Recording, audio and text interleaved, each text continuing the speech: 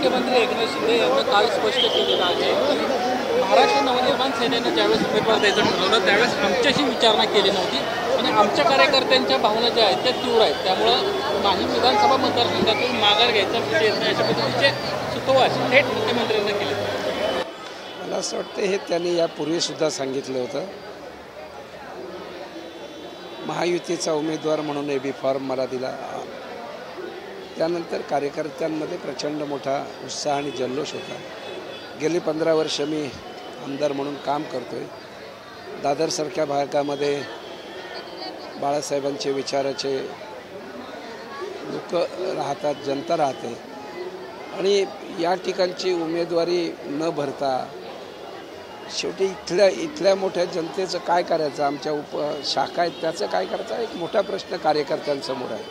त्यामुळे पक्ष जिवंत ठेवणं, बाळासाहेबांचे विचार सतत पुढे घेऊन जाणं यासाठी ही उमेदवारी लढणं आवश्यक आहे आणि ते काम एकनाथ शिंदेसाहेब, फडणवीस साहेब, अजितदादा आणि आठवले यांच्या आशीर्वादांमुळे मी करण्याचं भाग्य मला मिळालं.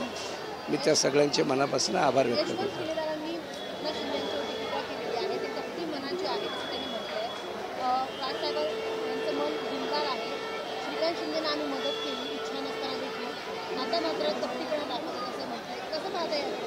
बघा, किल्लेदार किती मोठे कार्यकर्ते आहेत मला माहीत नाही, पण राजसाहेबांचा आजही आम्ही आदर करतो आणि मुख्यमंत्री असूनसुद्धा स्वतः शिंदेसाहेब हे राजसाहेबांना अनेकदा भेटायला आले.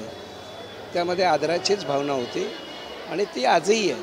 मला असं वाटतं प्रत्येक नेत्याला आपला पक्ष आणि कार्यकर्ते सांभाळणं ही जी गरज आहे, ही गरज म्हणून अशा प्रकारचा निर्णय ह्या शिंदेसाहेबांनी महायुतीला घ्यावा लागतो. अन्यथा दिला तर चांगलं, नाही दिलं तर वाईट, ही वृत्ती काय आमची नाही. दबाव टाकण्याचा प्रयत्न होत होता, त्या दबावाला कोणावर कुठेतरी एक सीट मागे घ्यावी आणि कुठेतरी महाराष्ट्र नवनिर्माण सेनेची परतफेड करायला पाहिजे होती लोकसभेला, यासाठीचे प्रयत्न अनेकांना होताना पाहायला पाहिजे होते. तशी वक्तव्य मला असं वाटतं शिंदेसाहेबांनी सुद्धा, तसंच फडणवीस साहेबांनी सुद्धा काल संध्याकाळी अजितदादांनी या सगळ्या माहितीच्या लोकांनी सांगून झालेलं आहे.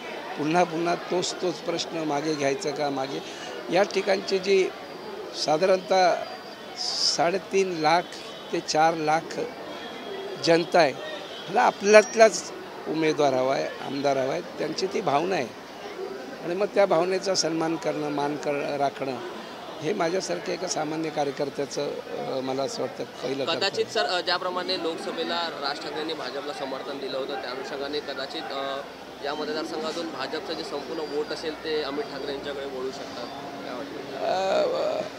महायुतीचा धर्म म्हणून फडणवीस साहेबांनी सांगितलं की आमची युती शिवसेना, भाजप, राष्ट्रवादी आणि आठवलेकर अशीच आहे आणि म्हणून आम्हाला महायुतीचाच उमेदवार निवडून द्यावा लागेल हे त्यांनी स्पष्ट सांगितलं. त्यानंतर अशा प्रकारचे प्रश्न काही आपण निर्माण करणं मला असं वाटतं उचित नाही.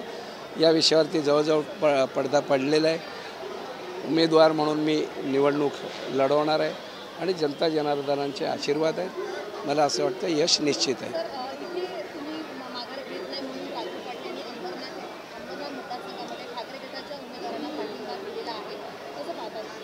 मला असं वाटतं हे मला या बाबतीतली माहिती नाही. मी फक्त माझ्या मतदारसंघापुरता माझी जी भूमिका स्पष्ट करू शकतो. इतर ठिकाणचे निर्णय हे सक्षम आहेत पक्षाचे नेते प्रमुख एकनाथजी, ते मला वाटतं हे सगळे निर्णय घेतील.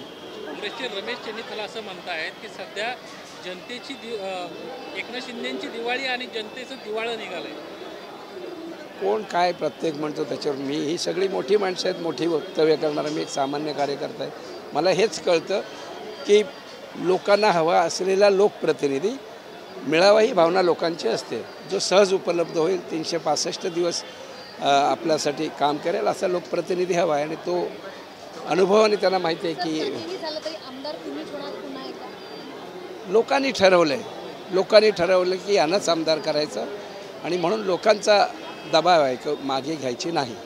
ठाकरे विरुद्ध थेट लढत होणार आहे. आता कुठे कन्फर्म झालंय, CMचा तुम्हाला सपोर्ट आहे, मात्र भाजपचा कदाचित सपोर्ट नसेल, कसं वाटतं? मला पूर्ण महायुतीचा सपोर्ट आहे मी महायुतीचा उमेदवार आहे, आशीर्वाद सगळ्यांचे आहे. आणि जेव्हा आपण कुठली स्पर्धा किंवा निवडणूक लढवतो त्यावेळेला माझ्यासमोर कोण आहे यापेक्षा मी मतदारसंघात काय केलं आहे, मी नावापेक्षा कामाने लोकांसमोर जाणार आहे. आणि म्हणून मला असं वाटतं मी इतरांवरती तिथे एक मिनिट, दीपोत्सवच्या मध्ये जे मनसेकडून जे कंदील लावण्यात आले होते ते महानगरपालिकेने काढले आहेत निवडणुकी आयोगाच्या आदेशानुसार, कारण त्यावरती कंदीलवरती मनसेचा तो लोगो होता आणि तो शिस्तबद्ध आहे असं त्यांचं मत आहे. आचारसंहिता प्रत्येक पक्षाने पाळली पाहिजे आणि ते काम हे पक्षांचं आहे. काही जर आचारसंहितेचा भंग होतो असं वाटलं असेल तर तो अधिकाऱ्यांचा अधिकार आहे.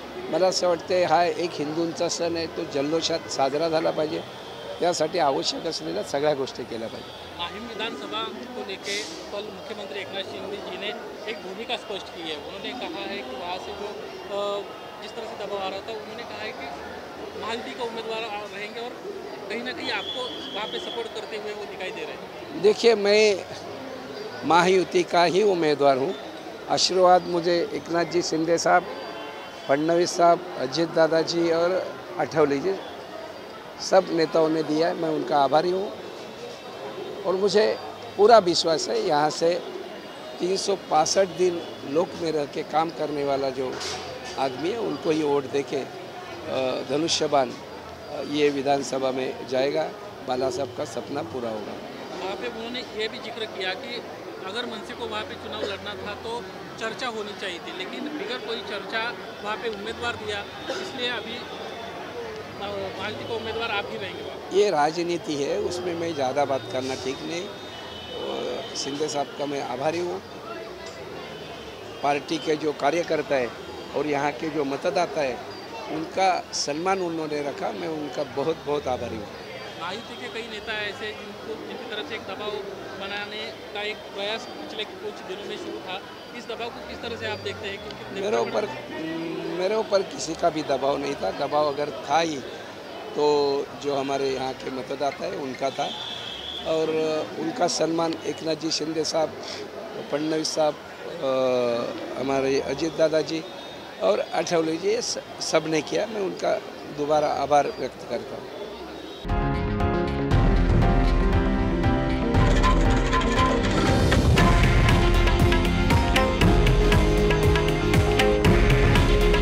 हे आहे देशातील नंबर 1 न्यूज नेटवर्क आणि आपण पाहत आहात TV9 मराठी. काळजी तुमची, हित महाराष्ट्राचं.